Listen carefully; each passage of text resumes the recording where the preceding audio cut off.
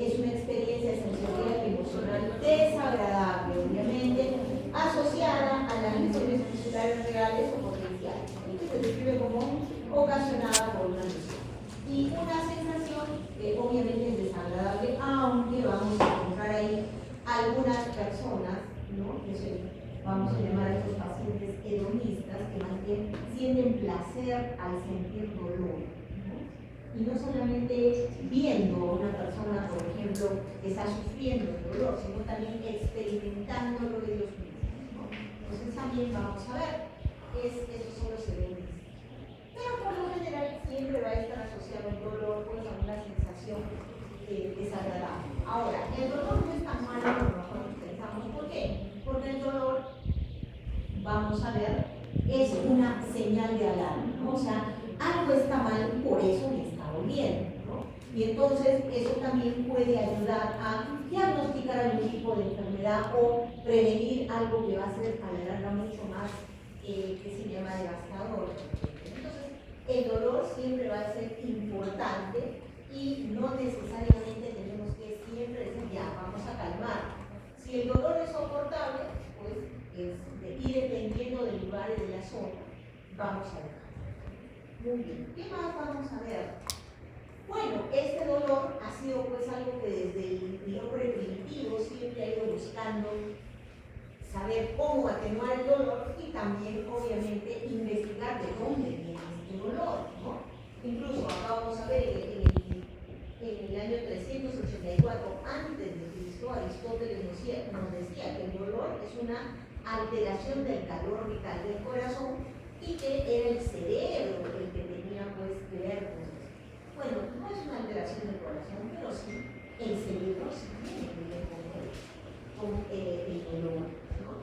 Y hasta que en 1940 vamos a encontrar acá a Henry Müller, que más bien nos dice, él empieza a ver que hay una gran importancia y una gran relación del sistema nervioso en la transmisión del dolor, ¿no? Y a partir de ahí sienta las bases de la neurofisiología, que hasta el día de hoy se trabaja. ¿Por qué? Porque ya hoy día, vamos a ver, siguen habiendo cumbres de dolor, ¿sí? La última ha sido la de 2019, en la que ya se ha determinado, por ejemplo, la neuropatía, el dolor neuropático como un diagnóstico. Porque antes simplemente la neuropatía era simplemente un síntoma más, ¿sí? Pero ahora no. Igual que el dolor crónico, ahora también ya está como, ¿qué se llama? Se puede hacer un diagnóstico de dolor crónico, ¿no? Y obviamente vamos a ver, siguen habiendo un montón de estudios, trabajos que van a relacionar, que nos van a hablar del dolor, sí. Vamos a continuar viendo y trabajando sobre el dolor e intentar tratar el dolor de alguna manera, calmar ese dolor. Muy bien, entonces recordemos que este dolor estaba asociado, si se acuerdan, a un estímulo periférico, ¿sí? Este estímulo periférico iba a ser captado por quién, por los nociceptores. Y de ahí los nociceptores periféricos iban a ir, ¿sí? ¿Hacia dónde? Hacia el asta. Y del asta posterior, obviamente del asta posterior de la médula.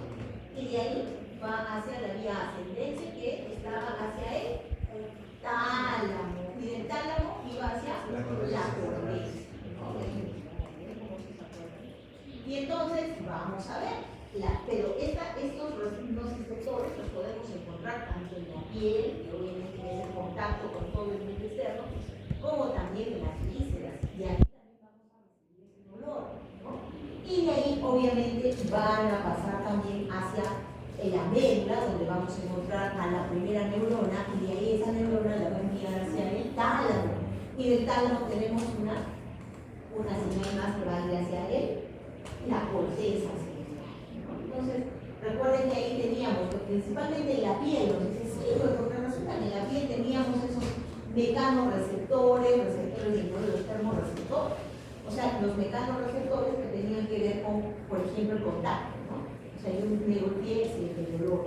Incluso me paro acá o me pongo mi mano acá, yo voy a sentir el frío de la roseta. Entonces también hay termorreceptores. O está algo caliente, igual yo voy a sentir, ¿no? Entonces, eso también. Y recuerden también, esto también lo dice en fisiología, ¿sí? Acá vamos a tener todos estos receptores, ¿no? Que están asociados a estas terminaciones libres, a los corpúsculos de Meyler, a los corpúsculos de Ruffini, los discos de Meyler, todos, ¿se acuerdan? Los receptores de los corpúsculos fibrosos, los corpúsculos de Pacini, y todos ellos iban a, vamos a decir, iban a terminar asociándose a una fibra nerviosa, ¿sí? En algunos casos eran fibras muy delgadas, como la C, ¿no? Y, o si no, iban a ser un poco más gruesas, como las A beta, ¿sí? Entonces también vamos a ver aquí que también pues, van a estar relacionadas. Y esas fibras son las que van a comunicarnos después hacia la médula y van a ir pues al tálamo de la, ¿no? Entonces también vamos a ver importante esa propagación de esa señal, que es una señal nerviosa, que es pues la transmisión eléctrica de esa señal que hemos recibido de los nociceptores. Ok, y a nivel de quién va a llegar en la médula. Va a llegar desde la 1 realmente hasta la 6. ¿Por qué? Porque de la 1 a la 6 ahí son las sensaciones, ¿sí? Tanto las exterioceptivas como las proprioceptivas. Entonces ahí van a ser, ok, la 7, la 8, la 9, la 10, no, están relacionadas con circuitos, conexiones y otras cosas, pero estas de acá, por eso es que va a llegar a esta zona de acá que es el asta anterior, posterior, ¿no es cierto? Justo va a ir a esa zona y donde están pues estas que se llaman divisiones importantes, que son las láminas de redes, ¿no es cierto? Eso también es importante. Ok, entonces vamos a ver que va a haber pues una intercomunicación. Va a haber una intercomunicación entre cada una de estas neuronas que van a llevar y obviamente, ¿qué tipo de señal va a ser? Va a ser una señal eléctrica, ¿no? Va a señalar una señal eléctrica. Y dijimos, va a ir pues hacia el tálamo, entonces vamos a encontrar aquí la vía neuroespinotalámica, ¿sí? La vía neuroespinotalámica es una vía donde dice que se diferencia en el ser humano, probablemente de otros animales, obviamente, porque está claramente separada. Es una vía directa de 3 neuronas, ¿sí?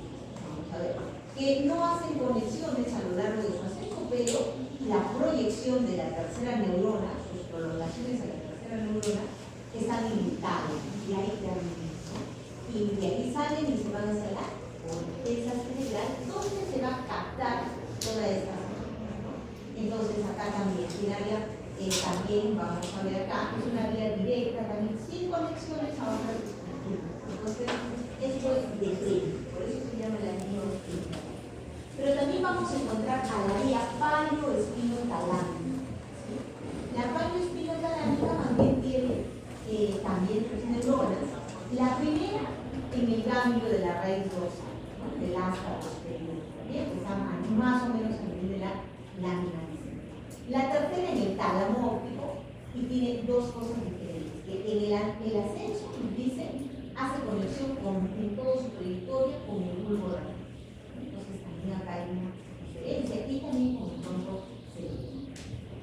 está relacionada también con el hipotálamo y con el sistema límbico. O sea que de todas formas vamos a ver, tiene que ver con la vigilia, el sueño, entonces el sistema endocrinio, las emociones, la conducta. Por el sistema límbico,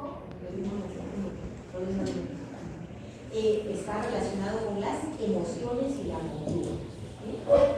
También acá vamos a ver, tenemos otra diferencia que es las fibras paleoespinales también van a tener una influencia superior, ¿sí?, en el tercer y cuarto ventrículo. Entonces también van a estimular algunas zonas, como por ejemplo la lámina quinta, que también va a influir y va a llegar hasta los niveles, va a afectar los niveles. Pero la vía neuroespinotalámica, es una vía informativa. ¿Por qué informativa? Porque nos dice qué tipo de dolor estamos sintiendo. O sea, es un dolor punzante, es un dolor de presión, es un dolor que me está quemando, un dolor quemante. Entonces, ahí nos va a decir cuál es el tipo de dolor, ¿no? Mientras que la paleoespinotalámica nos da, ¿sí?, los componentes de ese dolor, o sea, la percepción del dolor, cómo reacciona nuestro organismo al dolor. ¿Por qué? Porque todos nosotros vamos a sentir el mismo grado de dolor. Cada uno tiene un grado de dolor diferente. Porque de repente vienen y a mí me tocan haciendo, ¡ay, ya me rompí el brazo! Y mientras que vienen al otro le dan un golpe, ¡ah, yo voy a y está morado. Entonces, cada uno tiene un umbral de dolor diferente. Y todos vamos a percibir pues ese dolor también de manera diferente. Entonces, esta vía neuroespinotalámica es la que está desarrollada en los humanos. Sí. La paleoespinotalámica es general. Sí, general. Vamos a ver también que van a existir tres componentes importantes para el dolor. Primero que nada, un componente afectivo. ¿Por qué? Porque cuando nosotros tenemos un dolor, ¿sí?, nos vamos a deprimir. ¿Por qué? Porque por ese dolor yo no puedo hacer algunas cosas. Por ese dolor de repente me va a limitar a algo. Ese dolor no voy a poder, qué sé yo, comer, hacer alguna cosa, salir de repente. Entonces va a haber un componente afectivo acá, que está relacionado, hemos dicho que ahí estaría paleoespinotalámica con el sistema límbico. ¿Por qué? Porque está pues gobernando, recuerden, el sistema límbico es comportamiento y emoción. Luego también vamos a ver que hay una respuesta del sistema vegetativo. ¿Por qué? Porque va a haber una liberación de catecolaminas y va a haber pues taquicardia, por ejemplo, elevación de la presión, muriasis, ¿no? Si es un dolor agudo, ¿no? Por ejemplo, se cortaron, se picharon o se golpearon, entonces, ¿cómo es ese dolor? Punzante, pero yo puedo decir, me duele acá, ¿sí? Pero un dolor sordo, que por ejemplo es un dolor abdominal, yo puedo decir, ¿me duele aquí exactamente? No, yo voy a decir, me duele por acá, ¿no?, por toda esta zona, ¿no? En cambio en el otro sí, pues me pasé por acá y me quemé y pues me duele este dedito específicamente. En cambio acá no. Luego, si es un niño y le dices, ¿qué te duele? Por acá, te enseñan a todo el cuerpo, porque no lo define totalmente dónde está. Y es así, ese dolor sordo va a tener pues más bien va a estar relacionado al sistema parasimpático, ¿sí? Entonces, el otro dolor va a ser para el sistema simpático y hacia el sistema parasimpático, donde sí hay liberación de acetilcolina. Entonces, por el otro lado, vamos a ver, había pues taquicardia, la presión arterial elevada. En cambio acá vamos a ver vasodilatación y más bien va a haber hipotensión, ¿no? Y en vez de taquicardia acá vamos a encontrar bradicardia. También acá vamos a ver que puede haber, va a haber una segunda respuesta afectiva a nivel de la respuesta neurovegetativa, ¿sí?, en la cual se va a dar por conexiones también de la vía paleoespinotalámica que se conecta con el hipotálamo. Y en ese momento va a haber una respuesta de tipo adrenérgica, ¿sí?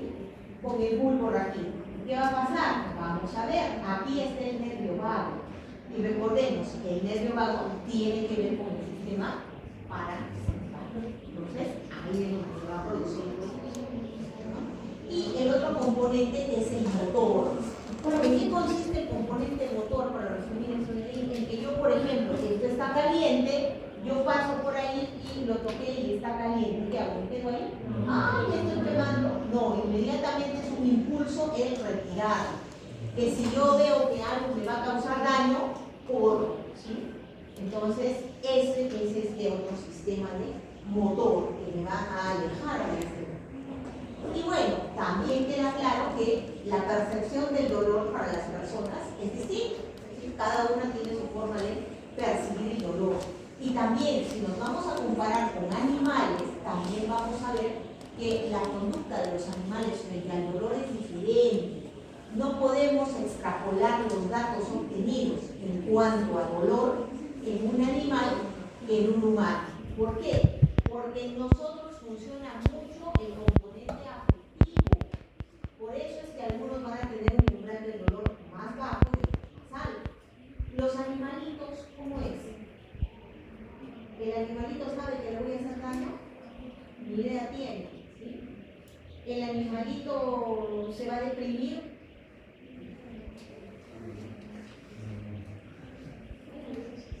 Bueno, va a depender. Entonces, vamos a ver. Por eso es que en ellos no vamos a poder medir. Si el animalito me dio que es muy buen analgésico, de repente lo extrapola a los humanos y no me va a medir. Entonces, no se puede. En lo que es analgésicos, en lo que es dolor, sí no podemos extrapolar así mismo. Ok.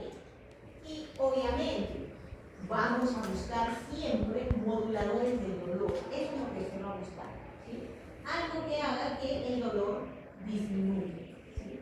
E incluso nosotros mismos, en nuestro organismo, ¿sí? Tenemos moduladores de dolor. ¿Cuáles son? Los endopiones, ¿cierto? Las endorfinas, que nuestro cuerpo las va a producir en esa regulación del dolor, ¿se acuerdan? En la vía descendente, ¿no? Y ahí las tenemos con las endorfinas, encefalinas, las dinorfinas, endomorfinas y las dinorfinas, que van a tener sus receptores correspondientes, que ya también los hemos conocido bastante bien, que son los MU, los delta y los kappa. Entonces son un tipo de estos opioides. La beta endorfina, que se produce en una gran parte, nos dice que es la propia melanocortina. Y fíjense que esta propia melanocortina se va a fabricar en la hipófisis. Y por un lado, ¿sí?, nos va a dar esta propia melanocortina, que luego va a dar lugar a la endorfina. Y esa misma, también, por otro lado, por otra vía, va a dar lugar a la hormona adrenocorticotrópica. O sea, van a tener esto en común, ¿no? Entonces, van a estar relacionadas, ¿no? Las encefalinas también se van a formar como una preproencefalina. Después pierde efecto señal y se convierte en proencefalina, pierde la molécula y se convierte en encefalina. Igual las dinorfinas. Las vamos a tener, las vamos a ir formando producto de esta reacción, de esta vía descendente del dolor. Y bueno, también hemos hablado de los receptores correspondientes que hemos dicho, los MU que están en todo, ¿sí? Los delta y los kappa. Los kappa van a estar más relacionados a las dinorfinas. Entonces, ¿y qué función van a cumplir estas sustancias frente al dolor? Bueno, van a ser sustancias que pueden modular el dolor, o sea, pueden disminuir el dolor. Vamos a encontrar pues diferentes tipos de reacciones. Por ejemplo, hemos visto que en el caso de los receptores opioides van a estar relacionados con la disminución de calcio intercelular. ¿Para qué? Para bloquear la sensación dolorosa. Baja el calcio, baja ¿qué se llama? El IMP3, baja el control baja eso. El ANP cíclico y la célula se hiperpolariza. O sea, se queda ahí y ya no tiene actividad. Entonces, si no tiene actividad, no va a poder pasar la célula.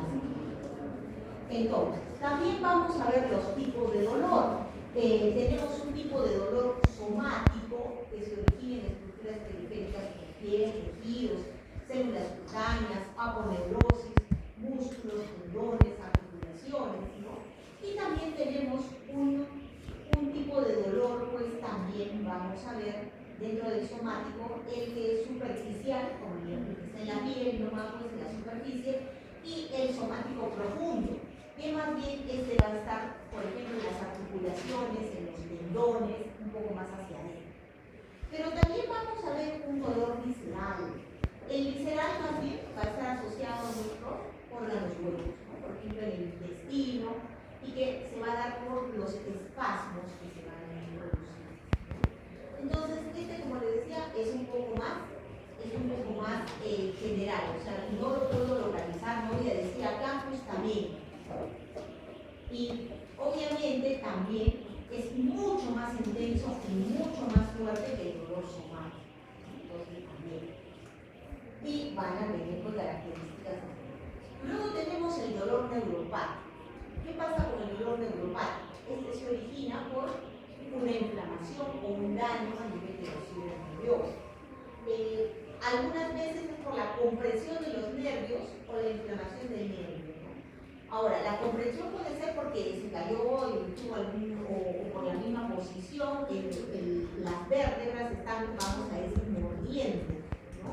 Mordiendo la médula, ¿no? Y entonces está generando este adormecimiento, ¿no? Y dolor a nivel de las articulaciones, generalmente a nivel de los músculos, ¿no? Entonces, ese dolor. Ahora, también puede ser por un virus. Vamos a ver, el herpes zóster también puede generar este tipo de dolor neuropático, sumamente doloroso. O una hernia también. O sea, depende de cuál es el virus.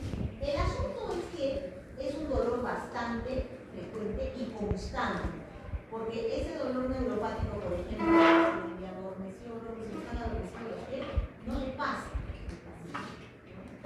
Y entonces, imagínense cómo es el caminar con los pies adormecidos. Es muy doloroso y limitante. Entonces, no solamente le duele, lo limita y lo limita. ¿Sí? Entonces, ahí vamos a ver también ese tipo de problemas. Y, por ejemplo, en el caso del herpes, nunca va a pasar. Hasta el día que se muere el paciente va a continuar con ese dolor. Psicológico, ¿no? Para algunos también, este dolor psicológico. ¿Cuál será este dolor psicológico? A ver, ¿qué creen ustedes? ¿Qué me dicen? ¿Cuál creen que puede ser este dolor psicológico?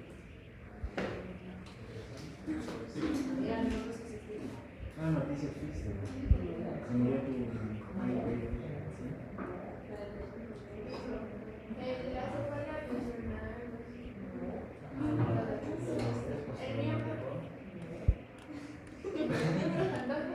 Miembro, por ejemplo, podría ser un ejemplo, ¿no? Ese paciente que le han cortado el pie y dice, ay, me está picando el dedo gordo, rascando, y ya no tiene ni piernas siquiera a veces, ¿no? O se le está adormeciendo la mano y ya le cortaron el brazo. Se le está adormeciendo la mano. Y en los casos de que no necesitamos que les duele algo o una vez también. Se paraliza, ¿por qué? Por los tramos fuertes. Ese va a ser un dolor emocional.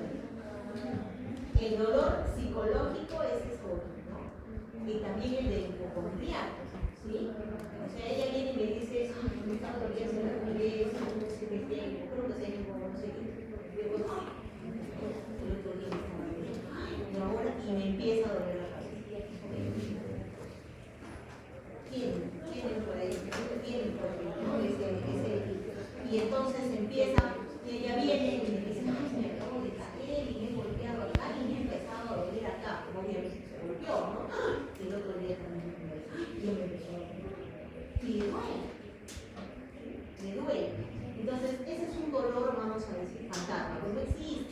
pero la persona se le está creando y lo siente. Y lo siente y se va a doblar y va a decir, es que me duele, me duele, me duele. Entonces, ese es el dolor psicológico. Mientras que el dolor emocional, ¿qué es eso? ¿Qué cosa es?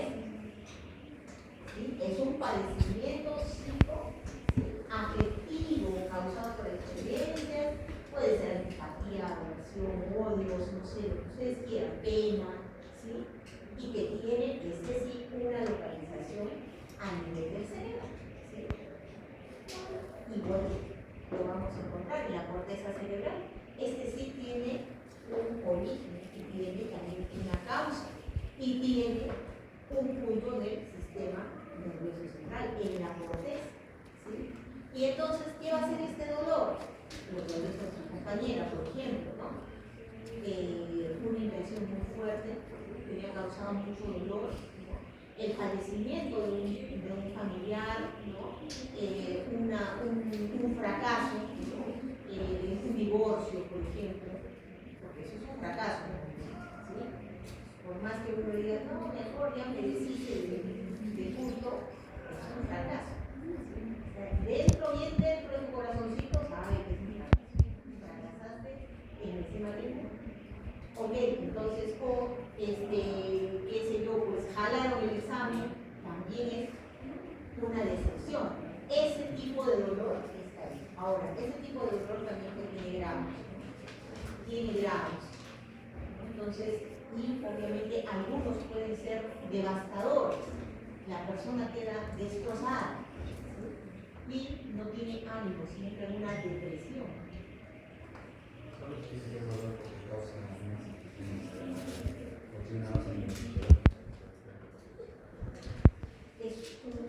Tiene una base en el cerebro.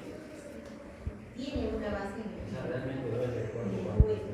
No el cuerpo, pero la sensación de dolor en generalizado es grande, ¿no? Y te sientes decaído, ¿no? Te sientes que todo se te vino encima. Entonces, obviamente físicamente a lo mucho vamos a tener algunos síntomas, algunos se les puede bajar la presión, algunos se les puede subir la presión. Entonces, no hay tampoco algo que diga, es que este dolor vamos a tener hipertensión, vamos a tener cara roja, no hay un síntoma específico, porque son una serie de síntomas. Algunos les sube, otros les baja, ¿no? Algunos van a entrar en una depresión y otros más bien van a entrar en psicosis, ¿no? O sea, van a estar viendo la relación. Pero son esas situaciones de dolor las que están generando, ¿no? O entra en una neurosis terrible. Empieza, por ejemplo, le dijeron, se murió el esposo, ¿no? Y entonces entra en una neurosis de aquellas, de repente entra al cuarto del esposo, saca la ropa, la tira, la borda. Esa es la forma en la que su cerebro está manifestando el dolor. Y a veces eso es bueno, porque libera el estrés que se va formando. El dolor en este caso solo sería la activación de ciertas zonas cerebrales. ¿Cómo se entiende? Y siempre va a haber un estímulo. ¿Por qué el estímulo? Porque hasta ese psicológico, ella tuvo que haber venido y haberme contado de su dolor. Entonces ya generó ese estímulo. Obvio. Entonces, muy bien, entonces van a existir dos tipos de analgésicos. Los analgésicos opioides, que ya también los hemos visto, y los analgésicos antiinflamatorios no esteroideos. Y estos analgésicos inflamatorios no esteroideos van a ser pues un grupo de medicamentos que van a inhibir la síntesis principalmente de prostaglandina y que no van a provocar dependencia, mientras que los opioides vimos que sí, ¿no? Tienen menos efecto como analgésico que un opioide, pero se pueden dar muy bien, porque aparte de ser analgésicos, también van a tener acción antiinflamatoria. Entonces, también eso va a ser importante, ¿no? ¿Ok? Entonces, se dice, para ser considerado un AINE o un antiinflamatorio no esteroideo, tiene que cumplir como mínimo, nos dice, tener 3 de las 4 A's. ¿Y cuáles son las 4 A's? Analgésico, antipirético, antiinflamatorio y antioxidante plaquetario. Muy bien, entonces tienen que cumplir con 3. Muy bien. Y vamos a ver, ¿sí?, cómo se clasifica. Bueno, estos AINES nos dicen que tienen que ver con la síntesis de prostaglandinas, o sea, van a inhibir a la síntesis de prostaglandinas. Y recordemos que las prostaglandinas se van a formar a partir de los fosfolípidos de la membrana. Y estos fosfolípidos de la membrana van a ser transformados por la fosfolipasa A. Y esta fosfolipasa A va a transformarlos a, ¿qué se llama? ¿A qué? A ácido araquidónico. Perfecto. Entonces van a transformar estos fosfolípidos a ácido araquidónico. Pero ahí no queda la cosa, porque ahora ese ácido araquidónico puede sufrir la acción de 2 moléculas que son, ¿sí?, la ciclooxigenasa de tipo 1 o la ciclooxigenasa de tipo 2. Entonces, si la que va a actuar es la ciclooxigenasa de tipo 1, me va a formar, ¿sí?, prostaglandinas constitutivas o como también se les llama protectoras. Mientras que la COX-2, o sea, la ciclooxigenasa tipo 2, va a formar, ¿sí?, prostaglandinas inducidas o también las que dicen patológicas, porque dentro de ellas van a estar los factores proinflamatorios, ¿no? Muy bien.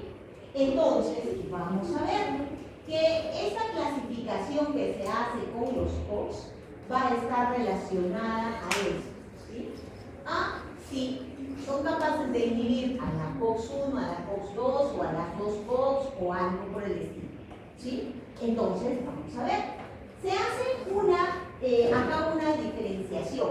Las que son no preferenciales y selectivas y las selectivas, ¿sí? Dentro de las no selectivas, podríamos decir, las no selectivas, encontramos a las no preferenciales completamente. ¿Quiénes son las no preferenciales completamente?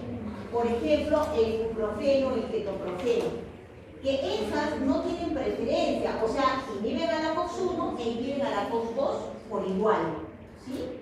Pero también vamos a encontrar un grupo, ¿sí?, que se llama preferenciales COX-1. ¿Qué significa preferenciales COX-1?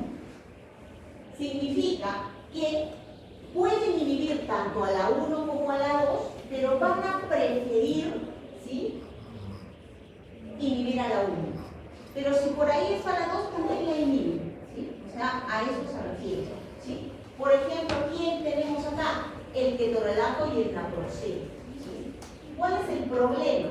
Que van a poder producir un riesgo alto de sangrado y aumento de la presión arterial, ¿sí? Y luego vemos a los otros, los preferenciales COX-2, ¿sí? Ojo que no estoy diciendo selectivos, he dicho preferenciales. Nuevamente acá, o sea, ¿estos pueden inhibir tanto a la 1 como a la 2? Sí, lo van a inhibir, pero van a tener preferencia por la 2, ¿sí? Diclofenaco y meloxicam, por eso ellos van a ser mejores antiinflamatorios que, vamos a decir, el ketorolaco y el naproxeno, que en este caso van a servir más como analgésicos. Muy bien. Ok, entonces acá yo voy a tener que van a preferir a la COX-2. Pero tengo un cuarto grupo que son los selectivos COX-2. ¿Qué significa? Esto sí, únicamente inhiben a la COX-2. La COX-1 ni la miran, ¿sí? Entonces, esa es la diferencia. Como por ejemplo, todos los COX-I, ¿no? Los COX-I. El COX-I, por ejemplo, ¿cierto? ¿Cuál es el problema? Que pueden producir trombosis, o sea, la formación de trombos, ¿no? Muy bien. Ok, y vamos a ver que dentro de los inhibidores de la COX vamos a encontrar, o sea, de ambas, de la 1 y de la 2, vamos a encontrar a 8 principales grupos. Los salicilatos derivados del parametilol, que es el paracetamol también, las tirazolonas, indoles e indazoles, los decanatos derivados del ácido propiónico, derivados del ácido heteroacético y los oxitatos. Ahora, si dicen, pero el paracetamol ¿sí? Es especial. ¿Por qué es especial?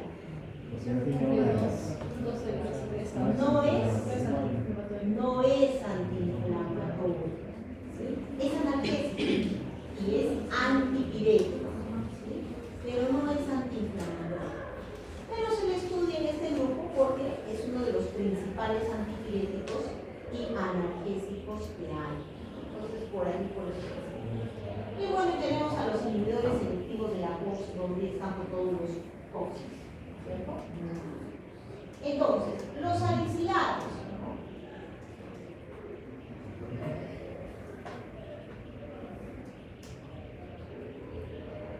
Los salicilatos, que vamos a ver, se conocen, nos dice desde hace más de 200 años, ¿no?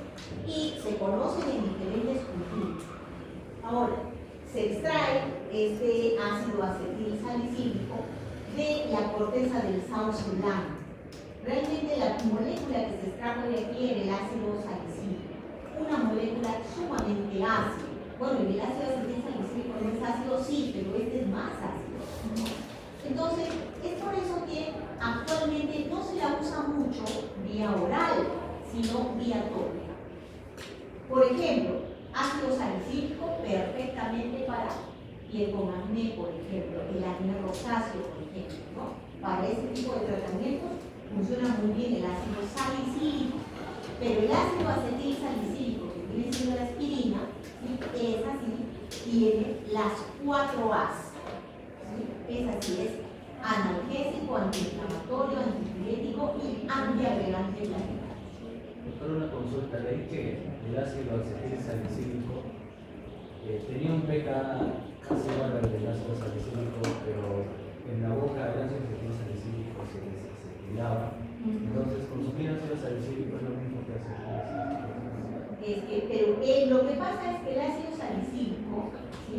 Desde la boca ya se va a acidificar, se acidifica más. En cambio, como ácido acetil salicílico, el acetil, ¿sí? le va a bajarle el pH. Entonces, ya es menos agresivo. Igual es agresivo. Dentro de todos los analgésicos es uno de los antiinflamatorios, es el más agresivo, ¿no? Pero en algunas personas puedes tolerar, ¿no? Es menos, un poquito menos. Bueno, ahí tienen también la molécula, ahí tienen, ¿no? Que es pues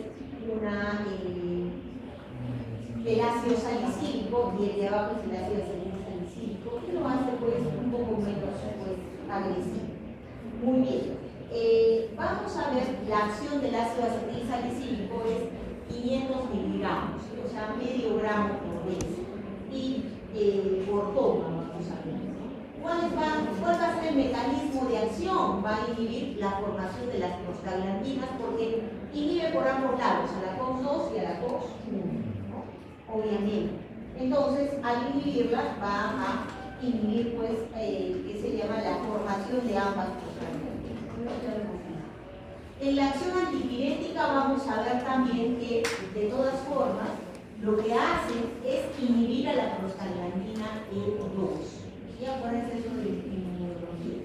Y al inhibir a la prostaglandina E2, ya no hay actividad a nivel del hipotálamo, entonces no es que no haya actividad, sino que va a bajar la termorregulación del hipotálamo para nivelar la actividad, ¿no?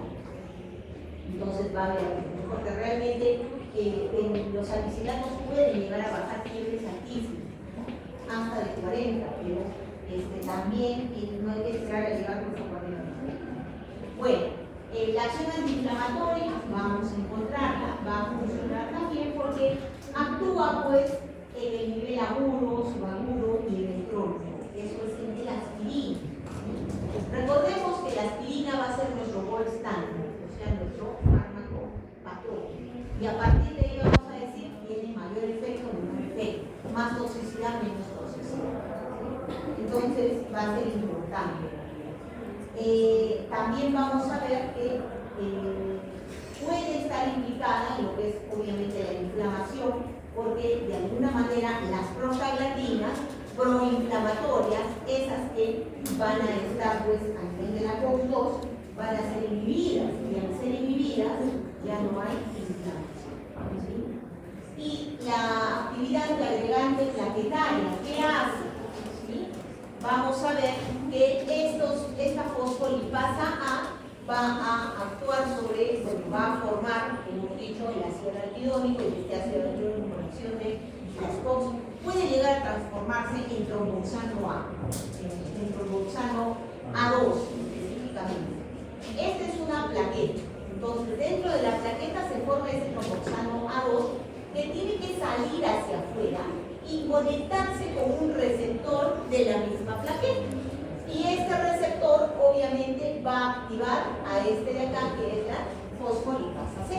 La fosfolipasa C hace que haya un aumento del AMP cíclico y el AMP cíclico sale hacia afuera y activa, sale en forma de ADP, ¿sí? O sea, se va a fosforilar y sale en forma de ADP. Y cuando sale en forma de ADP, activa los receptores P2 alfa. Y estos, a su vez, vamos a ver, activan que la célula, ¿sí?, empiece a formar más AMP cíclico, inositotrifosfato, y se abran los canales de calcio. Cuando se abren los canales de calcio, una célula se activa. Y entonces, ¿cuál es la actividad de esta plaqueta? ¿Qué hace? Unirse al tejido. Formar fibrinógeno. ¿Sí? Forma fibrinógeno y lo libera. ¿Sí? Lo libera. Lo libera. Y esa misma plaqueta, o sea, porque todas las plaquetas tienen, ¿sí?, glucoproteínas, ¿sí?, las glucoproteínas 2B y 3A. Entonces, ¿para qué le sirve la glucoproteína 2B3A? ¿Para qué? Para unir fibrinógeno. Entonces, ahora yo he liberado fibrinógeno, ¿sí? Entonces, ese fibrinógeno viene y se pega en mi receptor. Y por este otro lado viene y se pega a esta plaquetita, ¿sí? Y ese hecho que la pegue yo, ¿sí?, hace que ella se active y forme fibrinógeno, ¿sí? Y entonces sale el fibrinógeno, se pega acá, ¿sí?, y se pega a esta, ¿sí?, a esta otra plaqueta. Y esta plaqueta se activa y ahora se pega, genera fibrinógeno y se pega a la otra plaqueta. Y esa es la agregación plaquetaria. Entonces, ¿qué hace la aspirina, por ejemplo? La aspirina inhibe a la COX-2, inhibe a la COX-1, ¿sí?, y ya no se forma el tromboxano. Entonces, si no se forma el tromboxano, ya no sale nada, ya no se une nada, ya no activa nada, ya no forma nada. Y ya no se da la agregación plaquetaria. La COX-1 es la COX plaquetaria. Es por eso que los COX-1 pueden producir trombosis, porque solo trabajan con la COX-2. Porque cuando recuerda que nuestro cuerpo es switcheado, todo lo que hay o se prende y se apaga. Entonces, si yo inhibo esto, se produce más. Doctor, una consulta. ¿Por qué los antipiréticos no funcionan con la hipertermia? No van a funcionar porque en la hipertermia hay otro tipo de desencadenantes.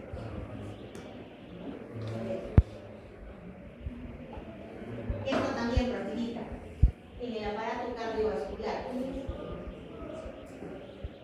En el aparato cardiovascular, ¿qué ocurre? ¿Qué es lo que nos dice? Ojo, la agregación plaquetaria.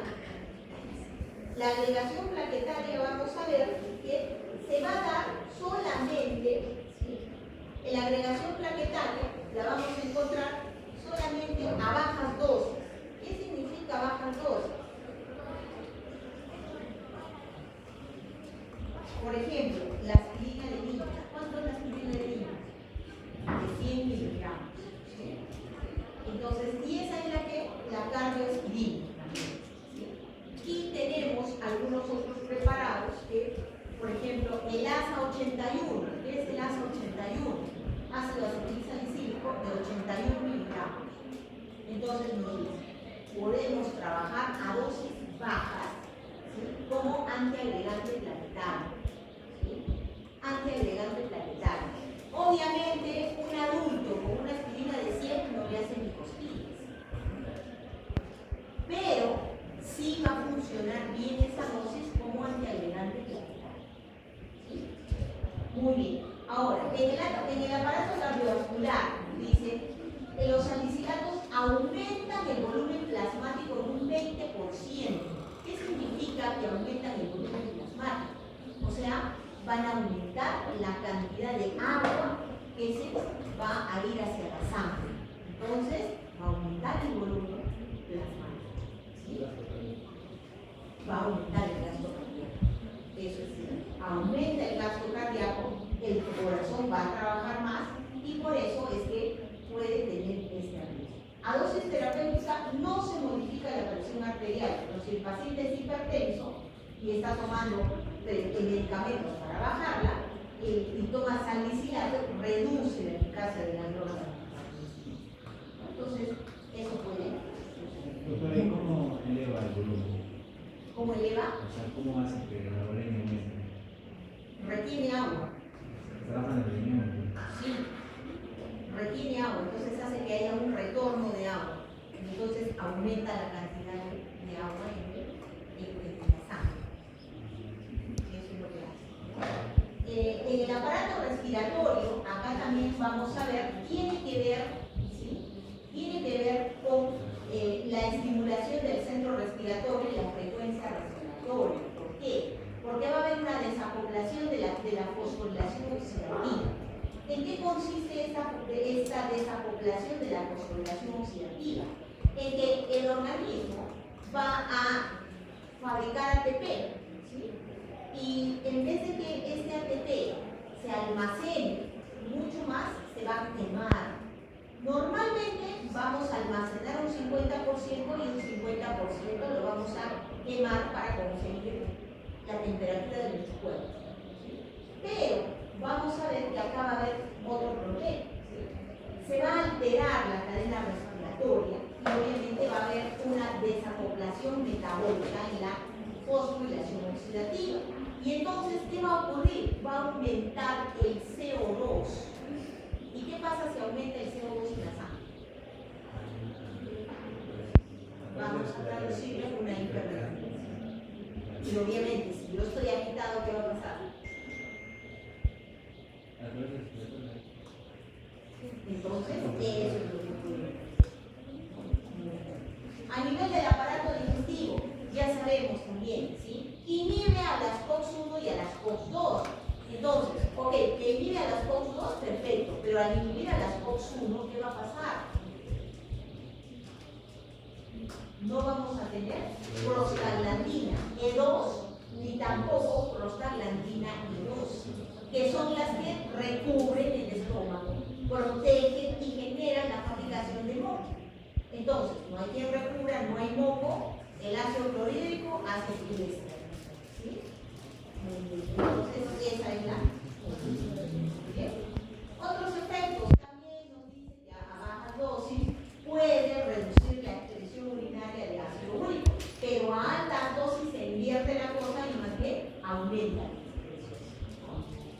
También vamos a ver, ya hemos dicho la fosforilación oxidativa, en el embarazo, ¿sí? Nos dice que lo que va a hacer es como inhibe a las prostaglandinas, va a relajar la musculatura uterina. Y al relajar la musculatura uterina, ¿qué pasará? No, va a alargar el embarazo. Y acá hay algo también importante. Si a esta mamá le hacen una cesárea, ¿qué pasará? Se desangra. ¿Por qué? Porque hay estrangulación plaquetaria. Por eso es que también es otro riesgo grande. Recuerden que una cesárea es una de las cirugías, después de corazón abierto, la cesárea es la que más sangre se pierde. ¿Sí? Entonces, vamos a ver. La farmacocinética no se reduce en mucha oral, se absorbe bastante por el digestivo, 20% se absorbe por el estómago, 80%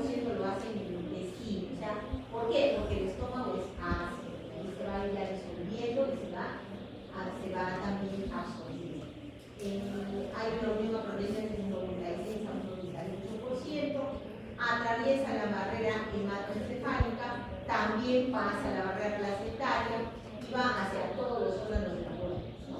Y en su metabolito, bueno, la forma de los activos es el ácido salicilúrico, el gentísico y el también vamos a ver acá el clorúrico de asalicilato.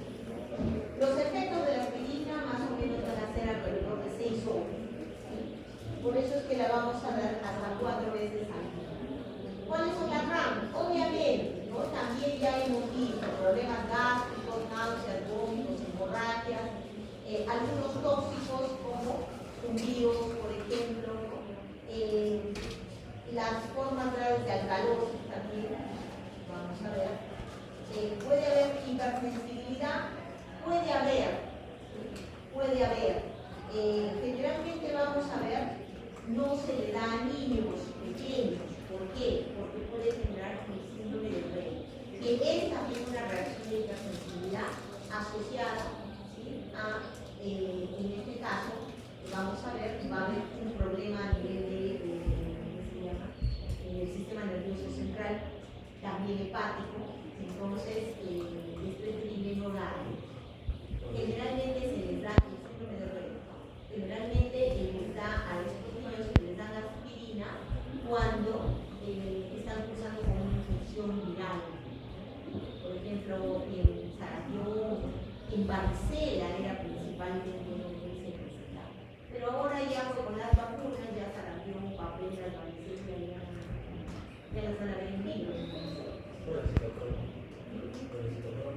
También, sí, es en general, está cerca de los por eso que no se les da. Por eso es que se empezó a dar más el paracetamol. El paracetamol, porque el paracetamol no causa el síntoma. Doctor, ¿qué se debe a eso? ¿Por qué en los niños? Porque todavía no tienen terminado de formado su sistema. ¿Sí? Recuerden que un niño realmente hasta los 12 años todavía no está terminado todo su sistema, ni digestivo, ni gástrico, ni hepático, ni urinario. Y por eso es que a veces ellos acumulan más. A veces también metabolizan más rápido algunas cosas o no lo hacen más rápido, dependiendo del parto. Como varicela sí la puedo la aspirina. A un adulto, sí, a un adulto con varicela no se presenta. ¿El límite de edad es más o menos cuánto para ellos? Generalmente nos dicen los 16 a 15 años, porque todavía se sigue formando. Recuerden ustedes mismos hasta qué edad ve el pediatra a una persona.